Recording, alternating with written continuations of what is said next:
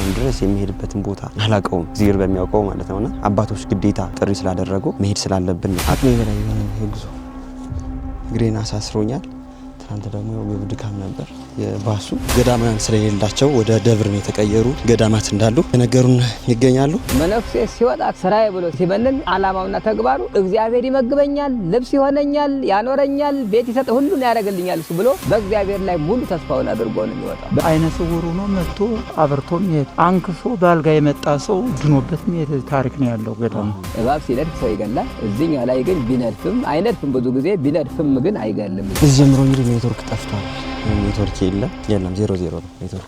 የዛሬ ጉዟችን ከወትሮ የተለየና እጅግ አዳጋች ነው። ወደ ሰሜን ተራሮች ብሔራዊ ፓርክ አልፈን ወደ ጃና ሞራ የምናደርገው ይህ ጉዞ ከተፈጥሮ ውበቱ ይልቅ ፈተናው ቀድሞ የታየበት ነበር። መንገዱ ወጣ ገባ ማለቱን ሳያንስ በምንጓዝበት ባስ ላይ አንዳንድ መስኮቶች መስታየታቸው አለመኖራቸው ጉዞውን የባሰ አስቸጋሪ አድርጎታል። በየደቂቃው የሚነሳው አቧራም በመስኮት በኩል እየተወረወረ ወደ ውስጥ ይገባል። ልብሳችን ብቻ ሳይሆን ትንፋሻችንም ጭምር በአቧራ እያጠመቅን መንገዳችን ቀጥለናል። ከሁሉ የሚገርመው ደግሞ የትራንስፖርት ሁኔታው ነው። ወደዚች ወረዳ በቀን የምትመላለሰው ባስ አንድ ብቻ በመሆኗ ሰው በሰው ላይ ተጫጭኖ ነው የሚሄደው። ወንበር ይዞ ከተቀመጠው ይልቅ ቆሞ የሚወዛወዘው መንገደኛ ይበልጣል ብንል ማካበድ አይሆንም። ዛሬ እጅግ በጣም የሚገርም ቦታን አብረን የምንጎበኝ ይሆናል። አባቶቻችን ናቸው ጥሪ ያደረጉልን። አባቶቻችን በጥብቅ እኛን የፈለጉበት ጉዳይ ምንድን ነው?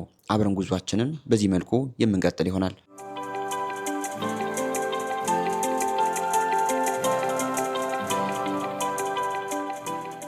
ጉዟችን እንግዲህ በዚህ መልኩ እየቀጠለ ይገኛል። ትናንት ነበር በባስ አቧራ ሆነን ስንሄድ የነበረው። ሙሉ ቀን ተጉዘን ዛሬ ነክቷል። ነክቶ ደግሞ አሁን በዚህ መልኩ መንገዳችን እየቀጠልን እንገኛለን። እስካሁን ድረስ የሚሄድበትን ቦታ አላውቀውም፣ እግዚአብሔር በሚያውቀው ማለት ነውና አባቶች ግዴታ ጥሪ ስላደረጉ መሄድ ስላለብን ነው አብረን ከናንተ ከቤተሰቦች ጋር ይሄን የምንገኘውና የትናንትናው ድካም ጭራሽ አልለቀቀኝም። በጣም አዳጋች ነበር የመኪና ጉዞ። የእግር መንገዱ ደግሞ ምን ይመስላል የሚለውን ነገር ሲያብረን እንጓዝ።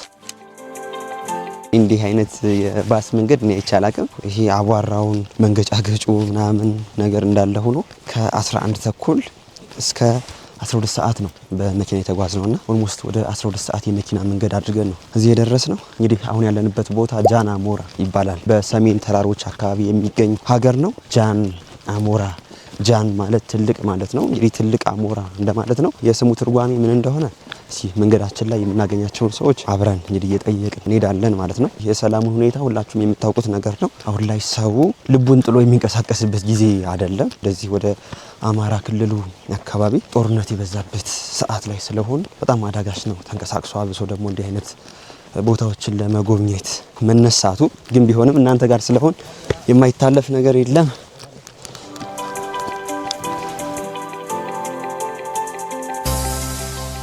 አጼ ኃይለ ሥላሴ ጃንሆይ ይባላል አይደል? ኦኬ ጃን እና አጼ ኃይለ ሥላሴ በአውሮፕላን እዚህ መጥተው አርፈዋል። ከዚህ ቦታ አያችሁት? ጃንሆይ ባሞራ መጡ። ጃንሆይ ባሞራ መጡ ሲባል ጃና ሞራ ተባለ። እንደዛ ነው ማለት ነው እሱ ትርጓሜ። አዎ እንደዛ ነው እኔ ማውቀው። ይሄ በአፈ ታሪክ ሲነገር የሰማሁት ነው።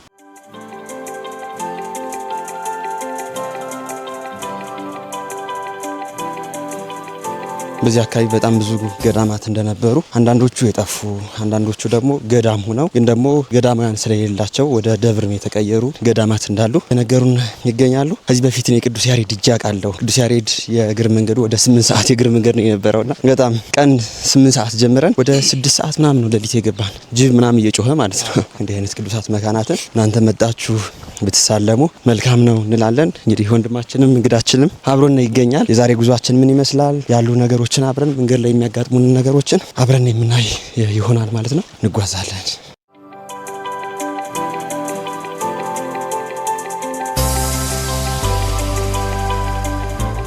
ከምትቸገርበት ነገር መካከል እንዲህ አይነት ንግግሮች አደርክ፣ ደህና ዋልክ፣ ደህና መሸህ ምናምን ሰው ሰላም ሲለኝ እንኳን ሰፈር ትንሽ ደናገራለሁ። ጧት ከሆነ ደህና መሸህ ልል እችላለሁ፣ ደህና ዋልክ ልትል ትችላለህና እንዲህ አይነት ነገሮች ትንሽ ሊጋ ስተት አለን። እንሂድ እስኪ ለማንኛውም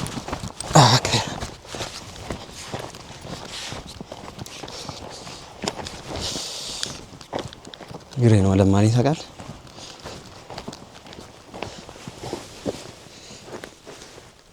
ግሬ ነው ለማለት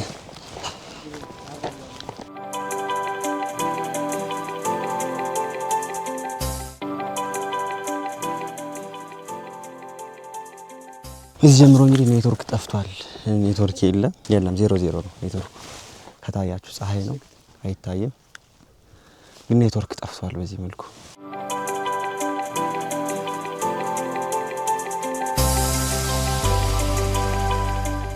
አቅሜ በላይ የሆነ ነው የጉዞ። እግሬን አሳስሮኛል። ትናንት ደግሞ የወገብ ድካም ነበር የባሱ።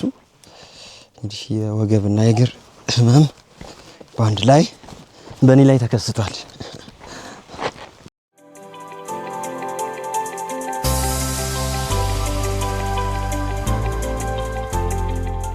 ከዚህ በፊት በሰሜኑ በኩል ሳዶቅ አምባ ማርያም የምትባል ገዳም እንግዲህ አብረን ተጉዘን ነበር። የዛ ጉዞ እጅግ በጣም አዳጋች ነው። ገደሉ ከሄዳችሁ ነው፣ ጭራሽ አትመለሱ። ቪዲዮን ከ126,000 በላይ ቤተሰቦች አይተውታል። በዛም በጣም ብዙ ቤተሰቦች ትልቅ ስራን ሰርተው ነበር። ገዳማያኑ ከ3 ከ4 ሰዓት በላይ ተጉዘው ነበር ውሃ ሲያመጡ የነበረ። እኔ ቤተሰቦች ተባብረን ከ1.7 ኪሎ ሜትር በላይ ይርቅ ነበር ውሃ የሚያመጡበት ቦታ። ያንን ውሃ እንግዲህ ወደ ገዳሙ አስገብተንላቸው ነበር። ያ ቦታ እጅግ በጣም አዳጋች ነው። ይሄ ደግሞ ሜዳ በሉት። ከዛ አንጻር ስናየው ምንም ኳስ መጫወቻ ነው። ኳስ ነው የቀረው አይደል?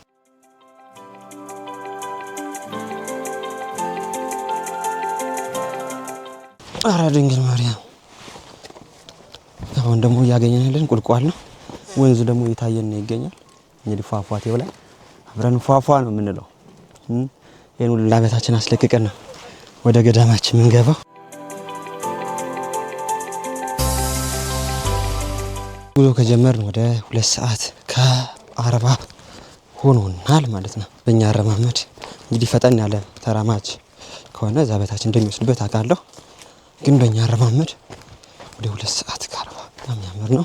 እንደምታዩት በዚህ መልኩ እዚህ ወንዝ ደርሰናል ማለት ነው። የመጣነውን ተራራ የመጣነውን ቁልቁለት አይታችኋል። አቧራ ባቧራ ሆነናል። እንዲህ አይነት ደግሞ ስናገኝ ደስታችን በጣም ከፍ ያለ ነው።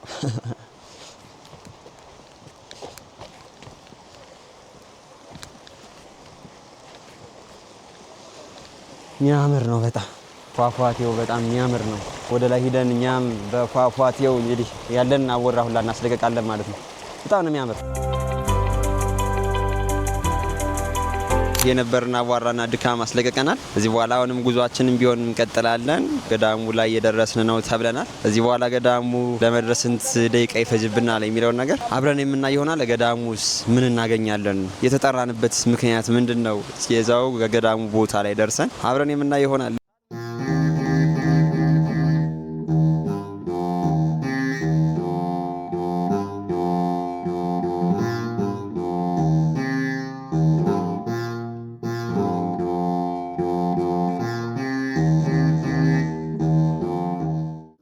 ጎጆ ቤቶች ምናምን ደስ አይሉ? በጣም ነው የሚያምረው።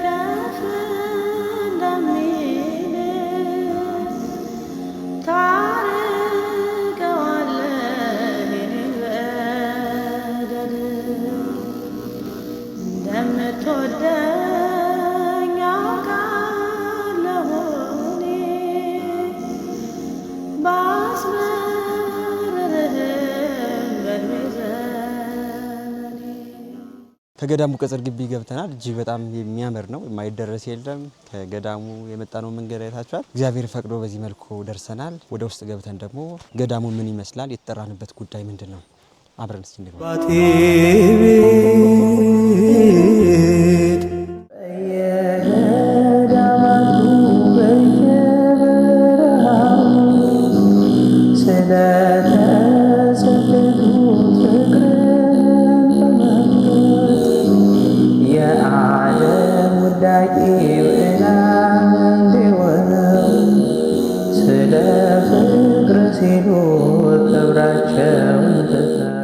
በዚህ መልኩ ከገዳሙ እንደደረስን እንግዲህ አይታችኋል። እጅግ በጣም ብዙ ውጣ ውረዶችን አይተናል። መንገድ ላይም በባስ ላይም ፕሮግራማችን ስንጀምር አባቶች ደውለውልን ጠርተውናልና እንደ የተጠራንበት ምክንያት ምንድነው እናንተም በጉጉት የጠበቃችሁ እንደሆነ ይታወቃል። ግን መጀመሪያ አባቶች የጠሩበትን ምክንያት ከመናገራቸው በፊት እስኪ የመጣንበት ገዳም ምንድነው፣ ታሪኩ መቼ ተጀመረ፣ የመሰረቱት እነማን ናቸው የሚለውን ነገር እንግዲህ አባታችን አሉ። አባታችን ታሪኩን ያለውን ይነግሩናል ማለት ነው። ይህ ያለንበት የመጣችሁበት ገዳም ፈጠቆች ቅዱስ ጊዮርጊስ ወአውስግኒዮስ አንድነት ገዳም ይባላል። የተመሰረተው በአባታችን በአቡነ አውስግኒዮስ ነው። አቡነ አውስግኒዮስ እዚህ ገዳም ላይ መጀመሪያ ሲመጡ ታቦተ ጊዮርጊስን ይዘው ነው የመጡት። ከዚያ በኋላ አቡነ አውስግኒዮስ እዚህ ቦታ ላይ በምንኩስና በስፋት ሲኖሩበት በሃይማኖት ምክንያት ክርክር ተነስቷል። ይህ ክርክር ጎንደር ላይ ነው የተደረገው። በአጼ ሱስንዮስ ጊዜ የተጀመረ ክርክር እስከ አጼ ፋሲል ድረስ የቀጠለ ነበረ። በሃይማኖት ምክንያት ክርክር ነበረና ያንን ክርክር አቡነ አውስግኒዮስ ተፈልገው ካሉበት ተፈልገው ነው የተገኙት። እዛ ክርክሩን መቋጨት የቻለ ሰውም አልነበረም። ስለዚህ ተፈልገው ተገኝተው ከዛ በኋላ በክርክሩ ላይ ተገኙ። እሳቸውም ሃይማኖተ አበው ይቅረብልኝ አሉና ሃይማኖተ አበውን አስቀርበው ተከራከሩ። በሃይማኖተ አበው ረቱ። በዚህ ምክንያት ንጉሱ አጼ ፋሲል ምን ላድርግሎ ስለ ደግነቶ ምን ላድርግሎ ብሎ ጠይቋቸዋል። ዙሪያውን የገዳሙ ወሰኖች እንደተነገረው ቀደም ሲል ሲነገር እንደነበረው ይጽናልኝ ብለው ዙሪያውን በዚያ መሰረት ጸንቶ እልፍ ጉዝ ተብሎ በጳጳሱ እንዲጸድቅ ሆኗል ማለት ነው። ለክርክር ወደ ጎንደር ሲሄዱ አንዲት ፈጠቃ ማለት በዚህ አካባቢ ቋንቋ ነው። አባሎ ነው በሌላ አካባቢ ላይ የሚባለው እንጨቱ። የአባሎ አንድ ክንድ የሆነች የአባሎ እንጨት ያችን በእሳት እንዳይጠፋና አገር እንዳይቸገር ብለው አዳፍነውት ነበረ። ከዚያ በኋላ ረዳቸውም እፍኝ ጥሬ ሰጥተውት ነበረ የሄደው። ሲመለሱ ያችን እሳት ስጡን ብሎ ሰዎች ሲጠይቁ እስኪ ያዳፈንኳት አንዲት ፈጠቃ እንጨት አንድ ክንድ ነበረች፣ እስኪ እሷን ይዋት ብሎ ቢታይ የመርፌ ያህል ሆና እሳቷ ሳትጠፋ ተገኝታለች። በዚያ ምክንያት ቦታው ፈጠቆች ተብሏል። ፈጠቆች ማለት ብዙ ፈጠቃ እንጨቶች ያሉበት ማለት ነው። ስለዚህ ከዛ ውጭ እንግዲህ ገዳሙ ብዙ ተአምራት ሲደረጉበት የነበረ ገዳም ነው። ከተአምራቶቹ አንዱ እረፍታቸው በደረሰ ጊዜ ታመሙ። በየቦታው የነበሩት የመንፈስ ልጆቻቸው መጥተው ጠየቋቸው። በሉ አሁን ሂዱ፣ እኔ በማርፍበት ቀን ምልክት በሰማይ ይታያል፣ ያንን አይታችሁ ትመጣላችሁ ብለው ነበረ። እንዳሉትም በዚያ ባረፉበት ቀን በሰማይ ነጎድጓድ ተሰምቷል። ከዚያ በኋላ አባታችን አርፈዋል ማለት ነው ብለው እነዚያ የመንፈስ ልጆቻቸው መጥተው አፈር አልብሰዋቸዋል። ቀደም ሲል የተናገሩት ንግግርም ነበራቸው። አቡነ አውስግኒዮስ ልክ ታሞ ባለ ጊዜ ሲጠይቋቸው የተናገሩት ማለት ነው። ያ ምንድን ነበረ? እኔ ከጸደቅኩኝ በሰባተኛ ቀን የሙታን መታሰቢያ ሲደረግ ቅዳሴው አይሟላም። አንድ ልዑክ አንድ ሰው ከካህናት ወገን አንድ ይጎድላል። ከዚያ እኔ ተነስቼ አሟላዋለሁኝ። ያንን ካላሟላሁኝና ቅዳሴውም ደግሞ ሙሉ ልዑካን ተሟልተው ከተቀደሰ አልጸደቅኩም ማለት ነው ብለው ተናግረው ነበር። በዚህ መሰረት ልክ እንዳሉት በሰባተኛው ቀን ቅዳሴ ላይ ዝክራቸው ላይ አንድ ካህን ጎደለ። ከዛ በኋላ እሳቸው መግነዝ ፍቱልኝ፣ መቃብር ክፈቱልኝ ሳይሉ ተነስተው ቅዳሴውን አሟልተው ልክ ድርገት ተወርዶ እንደተመለሰ ወዲያውኑ በምስራቅ በር ወጥተው ተሰውረዋል። ከዚያ በኋላ መቃብራቸውም ተከፍቶ ቢታይ አስከሬናቸው አልተገኘም። 13ቱ ሕማማተ መስቀል ያለበት የእጅ መስቀላቸው ብቻ ነው የተገኘው። ዛሬም በቅርስነት አለ ይታያል ማለት ነው።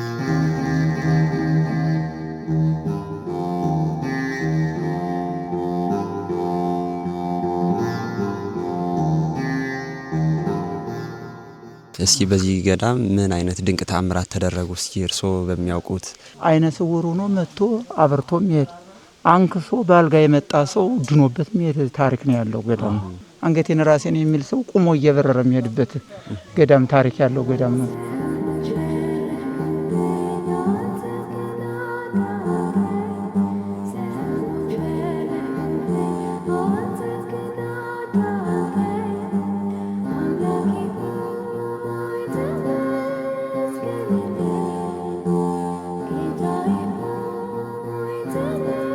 በዚህ ቦታ ላይ እባብ፣ ጦጣ፣ ዝንጀሮና ጭላዳ ያስቸግሩ ነበር። አዝመራ ይሽሩ ነበር፣ ሰውንም ይናደፍ ነበር እባብ። በዚህ ምክንያት አውግዘዋቸው ነበር። ሲያወግዙ ህዝቡን የነገሩትና ህዝቡን የመከሩት አንድ ነገር አለ። አዝመራ ስትሰበስቡ ቃርሚያውን እንዳትቃርሙባቸው ብለው እነሱም ያንን ይመገቡ ብለው ይህንን ምክር ሰጥተው ነበር ለህዝቡ። ህዝቡ ግን ከጊዜ ብዛት ወደ ቃርሚያ እየቃረመ ምንም ለነዚህ ፍጥረታት የማያስቀርላቸው ሆነ። እነዚህ ፍጥረታት ምን ይመገቡ ብለው ከግዝታቸው ጦጣን፣ ጭላዳን፣ ዝንጀሮን ፈተዋቸዋል። እባብን ግን በዚያው በተወገዘበት ቀርተውታል። ዛሬም በድንበር ላይ በአቡነ አውስግኒዮስ የተከለለላቸው ክልል ድንበር ላይ ወደዚያ ከክልላቸው ውጭ በሆነ ቦታ ላይ እባብ ሲነድፍ ሰው ይገላል። እዚህኛው ላይ ግን ቢነድፍም አይነድፍም፣ ብዙ ጊዜ ቢነድፍም ግን አይገልም እዚህኛው። ይሄ ሌላው ትልቁ የአቡነ አውስግኒዮስ ቃል ኪዳናቸው ነው።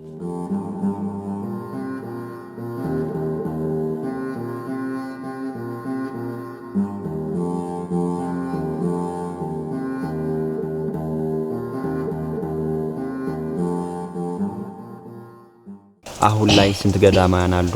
ገዳሙስ አሁን ያለበት ሁኔታ እንዴት ነው የሚለውን ነገር አሁን ያለበት ገዳሙ እስከ 1970 ዓመተ ምህረት ድረስ መነኮሳትም ከውስጡ ሳይጠፉ ከአባቶቻችን ሲወርድ ሲዋረድ በነበረው ገዳማዊ ስርዓት ቆይቷል። ከዚያ በኋላ ግን 1970 ላይ መነኮሳትም ጠፉ። ከዚያ በኋላ በ1980 መሬቱም የነበረው የገዳሙ ቦታዎች ሁሉ ያው በገመድ ተመርተው ሰዎች ዛሬ ይዞታ አውጥተውበት ነው አብዛኛው ቦታ ላይ ያለው። ከዚያ በኋላ አንዳንድ መነኮሳት አልፎ አልፎ ይገኙበት ነበር። ሙሉ በሙሉ ልም ብሎ መነኮሳት አልጠፉበትም። ከዚያ እስከ 2017 ድረስ ደርሷል። እኛ 2017 አካባቢ ላይ ነው ወደዚህ ገዳም የመጣ ነው። የካቲት አካባቢ ላይ የካቲት ላይ መጣን። ከዚያ በኋላ እዚህ የነበሩ አባት አሉ፣ መምህር ዲበኩሉ ይባላሉ። የቦታውን ተወላጅ ናቸው። በገዳሙንም በአበምኔትነት መነኮሳት ባይኖሩበትም መነኮሳትን ቦታው ላይ እንዲኖሩ አደርጋለኝ ብለው ቃል ገብተው ከህዝቡ ጋር ተነጋግረው ቦታውን ለማስከበር ተነስተዋል። በሳቸው ምክንያት እኛም እንግዲህ አናውቀውም ቦታውን መጣን። ከዚያ በኋላ መነኮሳት ጋር ባለው ሁኔታ ተመካክረን ከመንግስት ጋር ተነጋግረን መንግስትም ሁኔታውን አይቶ ቦታው የደን ቦታ ነው መከለል አለበት ብሎ ደኑ እንዲከለል በመጋቢት 12 2017 ላይ የመንግስት አካላት የቤተ ክህነት ተወካይ እና መነኮሳት እንዲሁም የገዳሙ አስመላሽ ኮሚቴ አጠቃላይ ባለበት ገዳሙ ክልሉ ተከልሎ በምስራቅም በምዕራብም በሰሜንም በደቡብ በኩል የተወሰነ የሚቀረው የክለላ ስርዓት አለ እንጂ ተከልሎ በደንብ የአቡነ አውስግኒዮስ ድሮ የነበረው ጥንት የነበረው ቦታ እንዲመለስ ሆኗል ማለት ነውና ስለዚህ አሁን ዛሬ ያሉት መነኮሳት በአንዳንድ ምክንያት በጣም ያሉ ጥቂቶች አሉ እንጂ 15 መነኮሳት አሉ። 15 መነኮሳት አሉ። 5 ወንድሞች ናቸው እና ሌሎቹ ደግሞ እናቶች ናቸው። ተመልካቾቻችን ያመጣናቸው አባቶች ደውለውልን እናንተም ደግሞ የምታዘዙት ስራ አለ ብለን ነው። ሙሉ ተመልካቾችን 118,000 በላይ ቤተሰቦችን ነው አሁን ይዘን እነርሱም ነው እያዩ የሚገኙትና ያው የመጣንበት ጉዳይ ምንድነው? አባቶች ስለምን ደወሉልን? እናንተ ምን አሰባችሁ በገዳሙ ላይ የሚለውን ነገር ይነግሩን። ገዳማ ሲባል ስትመንን መንን ለመለመን አትመንን ነው የገዳማት ህግና ስርዓቱ። አባታችን ልዑል ራስ ካሳ ኃይሉ በጣፋጭ ጥበብ በሚባለው መጽሐፋቸው በግጥም ባዘጋጁት መጽሐፍ ላይ እንዳስቀመጡት ስትመንን መንን ለመለመን አትመንን። ሰው ለምናኔ የሚወጣው ጌታችን እንዳዘዘው በእጃችሁም ላይ በትር አትያዙ፣ ለእግራችሁም ጫማ አይኑራችሁ፣ ታጠቂያም ይሁን ሌላም ምንም ነገር አይኑራችሁ፣ እንዲሁ ብቻ መስቀለ ሞታችሁን ተሸክማችሁ ከኋላ የተከተሉኝ። መነኩሴ ሲወጣ ስራዬ ብሎ ሲመንን ዓላማውና ተግባሩ እግዚአብሔር ይመግበኛል፣ ልብስ ይሆነኛል፣ ያኖረኛል፣ ቤት ይሰጥ፣ ሁሉን ያደርግልኛል እሱ ብሎ በእግዚአብሔር ላይ ሙሉ ተስፋውን አድርጎ ነው የሚወጣው። በዚህ ምክንያት እኛ አሁን ገዳሙ ልክ ነው፣ ብዙ ባለጸጋ ነው ማለት መልክዓ ምድሩ የተመቸ ነው፣ ወይና ደጋ ነው፣ ከአመት እስከ አመት ልምላሜ የማይታጣባቸው ዛፎች ያሉበት ነው፣ ደን ነው። እንደገናም ደግሞ ውሃዎች በየቦታው ምንጮች አሉ። ከዛም ለከተማም በቅርብ ነው። እንደገና ሰፊ ይዞታ ያለው ነው። እንግዲህ ይሄ ገዳም ማለት ምናልባትም በስፋቱ ከዋልድባ ትልቁ ገዳም ነው በኢትዮጵያ ውስጥ። ከሱ ቀጥሎ በስፋት ትልቅ የሚባለው ማህበረ ስላሴ ነው። ከማህበረ ስላሴ ቀጥሎ 3ኛ ገዳም ነው። እኔ እስካየው ድረስ ትልቅ የሚባል ገዳም በስፋት እና ይህንን ሰፊ ቦታ ይዞ በአካባቢው ያለ ህዝብ ለ6 ወር እንኳን የሚሆን ቀለብ አያገኝም። አብዛኛው በመንግስት እርዳታ ስር ያለን ይህንን ህዝብ ራሱ ካለበት ችግር ራሱ ይሄን ገዳም አልምቶ ይሄን ህዝብ ራሱ ከችግር ማውጣት አንድ ያስፈልጋል። ሁለተኛው ነገር ደግሞ በዚህ ቦታ ላይ ገዳማት መነኮሳት ራሳቸውን ችለው ምንም እርዳታ ሳይፈልጉ ስትመንን መንን ለመለመን አትመንን የሚለውን ህግ ተግባራዊ ያደርጉ ዘንድ በደንብ ወጥተው ወርደው ሰርተው ማልማት የሚችሉበት ስለሆነ ስለዚህ የልማት መስመሮችን አዘጋጅተናል። እነዛን የልማት መስመሮች ቢያንስ እኛ የምንፈልገው እንደው ቢያንስ እንኳን ከመጀመሪያ መነሻ የሚሆነው ላይ ህዝቡ እንዲረዳን ከዛ ኋላ መነሻው ላይ ከረዱም በኋላ እንደዛ ያ መነሻ ሆኖ የተሰራው ስራ ለሌሎቹ ግን ስራዎች ግብአት ሆኖ ከዛ ኋላ ልመና የለም ማለት ነው። እዚህ ገዳም ታዲያ እናንተ ያሰባችሁት ነገር ምንድነው? እኛስ የምንወስደው የቤት ስራ ምንድነው የሚለውን ነገር ይነግሩናል። በጣም ብዙ ቤት ስራዎችን አብረን ከናንተ ከቤተሰቦች ጋር እንደሰራን ይታወቃል። በጣም በብዙ ገዳማት። ይህኛው ገዳም ደግሞ ከዚህ በኋላ እኛ የምንለምንበት ነገር አይኖርም፣ ግን ዛሬ ካደረጋችሁልን ላይ ስራ ሰርተን ነገም ሌሎች ገዳማትና ሌሎች ህብረተሰቡን የምንጠቅምበት ነገር ይፈጠርልን እያሉ ነው የሚገኙትና ያነ እናንተ ያሰባችሁት ነገር ምንድነው የሚለውን ነገር ሲያባታችን አብራርተው ቢነግሩ። የግብጽ 60 እስከ 70% የሚሆነው የሀገሪቱ ምጣኔ በክርስትናው ክርስቲያኖች በደንብ አድርገው በማልማታቸው ምክንያት የተገኘ ነው። የኢትዮጵያ ደግሞ ክርስቲያኑም በርከት ያለ ነው። እንደገናም ደግሞ ገዳማቱም በጣም በርካቶች ናቸው። በጣም የልማት ቦታዎች ላይ ናቸው። ስለዚህ የሀገሪቱን ምጣኔ ሀብትም ራሱ ለማሳደግ ሀገሪቱን ራሱ አሁን ካለችበት እድገት ከፍ የተሻለ እድገት ውስጥ እንድትገባ ለማድረግ የግዴታ እነዚህ ገዳማት ላይ ስራ መስራት አለብን። ቅድም እንደተናገርኩት ለመነኩሴ ጥቂት ነገር ይበቃዋል። ግን ከመነኩሴ አልፈን ግን ህዝቡንም መደገፍ አለብን። ህዝቡም ደግሞ ገዳማትን ነገ ተነገ ወዲያ መጥቶባቸው በደንብ አርፎባቸው ተምሮባቸው እውቀትም ሸምቶ መንፈሳዊውን ስጋዊንም እውቀት ሸምቶ የሚሄድባቸው ሊሆን ይገባል። ይሄን ለማድረግ ደግሞ ራሳቸውን የቻሉ መሆን አለባቸው ገዳማት። ለዚህ ይሄን ለማድረግ እኛ የመጀመሪያው ስራችን መቼም ሰው ዝንጀሮ የመቀመጫዬን አለች ይባላልና እኛም ብንሆን መጀመሪያ መነኮሳት መቀመጫ ሳይኖራቸው ልማት ልንሰራ አንችልም። የመጀመሪያው ስራችን የበዓት ስራ ነው፣ ጀምረነዋል። በድንጋይ እና በጭቃ ነው ከታች የምንገነባው ጫካውን ለመንካት፣ ከላይም ደግሞ ጆምብሪ አድርገን በአፈር ነው የምናደርገው። እሱ ጀምረነዋል። ቤተ እግዚአብሔርን እየሰራን ያለ ነው። ሊያልቅ ትንሽ ነው የቀረው። እሱን እንደምታዩት ማለት ነው። ከዛ ባሻገር ግን በየቦታዎች ላይ አሁን እንጨት እየፈለጥን ያለ ነው። ባህር ዛፍ በየቦታው ገዝተን እየፈለጥን ያለ ነው። በዓት በዚህ በአትክልትና ፍራፍሬ በመናለማበት በቤተክርስቲያን አካባቢ ላይ በዓት እንሰራለን። ይሄ የበዓት ስራ የመጀመሪያው ስራ ነው። ቀጥሎ ከዚያ በኋላ ያለው የንብ እርባታ ነው። ቦታው የተመቸ ነው ለንብ እርባታ፣ ውሃም አለው፣ ደንም እንደልብ አለው። ስለዚህ ለሱም አንዳንድ ዝግጅቶችን አድርገናል። ከመንግስትም ጋር በሚመለከተው ተወያይተን አሁን ወደ 75 ቀፎዎችን ገዝተናል። ስለዚህ እንደዚህ ቀፎዎች ደግሞ በሚቀመጡበት ቦታ ላይ ያው ቤት ለንቦች ቤት ያስፈልጋል፣ ለቀፎ ቤት ያስፈልጋል። ዘበኞች እዛ አካባቢ ላይ በእርግጥ ይኖራሉ በደንብ። መነኮሳትም እዛ አካባቢ ላይ በዓትም ይኖራቸዋል። ስለዚህ በዛ ይሰራል። እሱ እንደዚሁ መርዳት የሚያስፈልገው አቅጣጫ አለው። በእናንተ በኩል ልታግዙን የሚገባው እሱ ትልቅ መነሻ ነው። ምክንያቱም እንደው እንደ ምሳሌ እንኳን ብናነሳ ከአንዲት ቀፎ አንዲት ዘመናዊ ቀፎ ማለት በአንድ ጊዜ ሲቆረጥ በከፍተኛ ከተቆረጠ እስከ 75 ኪሎ ግራም ይቆረጣል። እንደው መካከለኛ ቢቆረጥ እንኳን እስከ 50 ኪሎ ይቆረጣል። 50 ኪሎ በአዝመራ ወቅት ቢያንስ እንደው በጣም ጥሩ አዝመራ ባለበት ጊዜ በየሳምንቱ ከአንድ ቀፎ ይቆረጣል ማለት ግን እስኪ እንደው እኛ ግድ የለም በሁለት ሳምንት እንቆረጥ። 2-3 ወራት ደንበኛ ማር የመሰብሰቢያ ጊዜዎች ናቸው ማለት መስከረም፣ ጥቅምት፣ ህዳር የታወቁ ናቸው በዚህ ቦታ ላይ። ስለዚህ ቢያንስ 6 ጊዜ የመቁረጥ እድል አለ ማለት ነው። 6 ጊዜ 50 ስንት ይሆናል ማለት ነው? 300 ኪሎ ግራም ማለት ነው። 300 ኪሎ ግራም ማለት ደግሞ ዛሬ ከአንዲት ቀፎ ዛሬ ባለው በማር ዋጋ የተጣራ ማር በ1000 ብር አካባቢ ቢታሰብ ስንት ሆነ ማለት ነው? 300,000 ብር።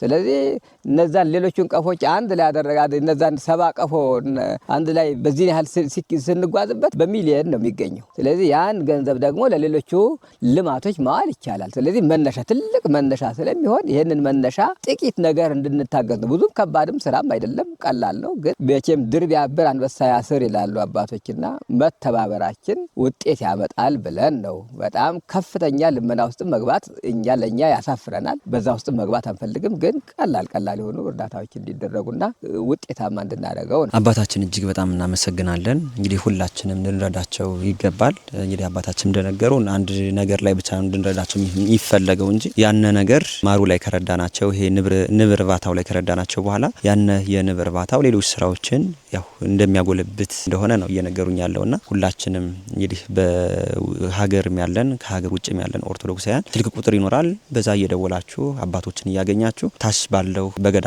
አካውንትም ደግሞ የምትችሉትን ያህል ረድታችሁ ይህንን ታሪካዊ ቦታ እነዚህም አባቶች ትልቅ ታሪክም ሊሰሩ እንደተዘጋጁ ነው እየነገሩን የሚገኘውና ከዚህ ታሪክና በምትለግሱት ነገር በረከት እንድታገኙ ስንል በዚሁ መልእክታችን እናስተላልፋለን ማለት ነው። ለው ቀረ የሚሉት ነገር ካለ ለአባታችን እድል ልስጥና ምን መለስ ይሆናል ማለት ነው። ይህ ገዳም ለማደግም ለማንኛውም ነገር ቅድም እንደተናገርኩት ሰፊ እድል ያለው ስለሆነ እዚህ ላይ መረባረብ ከተቻለ ሌሎቹን ገዳማት ከዚህ አብነት ነስተው ብዙን ስራ መስራት ይችላሉ። ስለዚህ እግዚአብሔር ይርዳን፣ እናንተን ምእመናን ያበርታልን። ጠንካራ ስራ ከእናንተ ጋር ሆነን ኃይልን በሚሰጠኝ በክርስቶስ ሁሉን እችላለሁኝ ብሎ ቅዱስ ጳውሎስ እንደተናገረው የጉንዳንን ጠባይ ገንዘብ አድርገን ጉንዳን አሁን አልችልም የምትለው ጠባይ የሚል ጠባይ የላትም። ሁሉን እችላለሁ። ሰውን እንኳን ትቆረጥጣለች። ሰውን ለመውሰድ ማለት ተሸክሞ ለመሄድ እችላለሁ የሚል መንፈስ በውስጣችን ሊኖር ይገባል። ለዓለም ልናበራ ይገባናል። በአጠቃላይ እዚህ ተዳፍነን ያለነውና ለዓለም ብናበራ ነገ የኢትዮጵያ ድንኳኖች ሲጨነቁ አየሁ ብሎ ሶፎንያስ የተናገረው ንግግር በእኛ ዘመን እንደው መልካም ጅማሬ እንኳን ቢኖረው ነገ በአባቶቻችን ደግሞ ፍጻሜውን ያገኛል። ለዛ ይርዳን አምላክ። አሜን አሜን። አባታችን እጅግ በጣም እናመሰግናለን። እግዚአብሔር እንግዲህ የአገልግሎት ዘመኖትን ያርዝምልን እንላለን። እንግዲህ ሁላችሁም ውድ ቤተሰቦች የገዳሙ ታሪክ ይህን ይመስላል። ገዳማያኑ ደግሞ እኛን የጠሩበት ምክንያት ደግሞ ይህ ነው ማለት ነው። እንግዲህ ምክንያቱን ሰምታችሁ ማንም ሰው እንደማያሳፍር እናውቃለን። አብሶ ደግሞ የኛ ቤተሰብ የሆናችሁ ሰዎች ገዳሙ ያለበት ሁኔታ ይህንን ይመስላል። ከዚህ በፊት 387 ገዳማያን ነበሩ። አሁን ደግሞ እንግዲህ ወደ 15 ገዳማያን ነው የሚገኙትና ለዚህ ገዳማያን በጣም ትልቅ ስራ ለመስራት ይህንን ያህል አላማ ይዘዋል። ለዚህ አላማ ሁላችንም ኦርቶዶክሳውያን እንተባበራለሁ። ያንን ሁሉ መንገድ፣ ያንን ሁሉ ዳገት፣ ያንን ሁሉ እንግዲህ መኪና እንዴት እንደመጣን አይታችኋልና አባቶቻችን የጠሩበት ምክንያት ይህንን ነው ይመስለው። እኛም ጥሪያችን አክብረን መጠናል። ጥሪያችን አክብረን ደግሞ መጠን ይህንን ነገር ከሰማን በኋላ ለኛ ብቻ ሳይሆን ለእናንተም ነው አደራ የተቀበላችሁትና ይህንን አደራ አብረን እንድንወጣ ስል በእግዚአብሔር ስም አሳስባለሁ። ዛሬ የመጣንበት ገዳም ታሪኩ ይህንን ይመስላል። አባቶችም የሰጡን የቤት ስራ የሁለታችን የኛና የእናንተ የተመልካቾች የቤት ስራ ይህ ነው ማለት ነው። በሌላ እጅግ በጣም ደስ በሚል ፕሮግራም እንገናኛለን። ዛሬ ገዳሙ የጎበኘ ነው ይህንን ነው። እንደገና ልንወጣው ነው ማለት ነው። ሁላችሁም ይህንን ገዳም እርዱ። በሌላ ፕሮግራም እንገናኛለን። ሰማይ ከምድር